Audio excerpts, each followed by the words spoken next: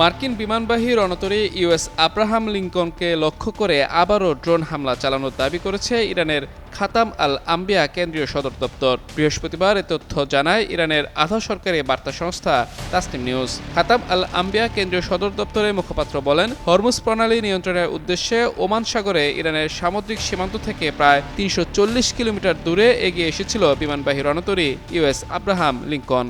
সে সময় ইরানের ইসলামী বিপ্লবী গার্ড বাহিনীর নৌ শাখার ড্রোনের আঘাতে রণতরীটি ক্ষতিগ্রস্ত হয়। তিনি আরও বলেন, হামলার পর রণতরীটি তার ডেস্ট্রয়ারগুলোর সঙ্গে দ্রুত সরে যায়। এখন এটি ঘটনাস্থল থেকে প্রায় ১,০০০ কিলোমিটার দূরে অবস্থান করছে।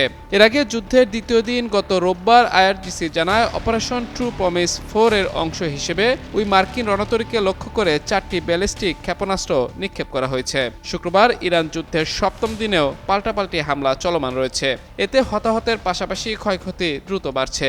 ইরানের সামরিক বাহিনী বলছে, শত্রুদের বিরুদ্ধে তাদের হামলা এখন নতুন ধাপে প্রবেশ করেছে এবং প্রয়োজন হলে স্থল ও সমুদ্র উভয় ক্ষেত্রে প্রতিপক্ষের বিরুদ্ধে আরও কঠোর পদক্ষেপ নেওয়া হবে।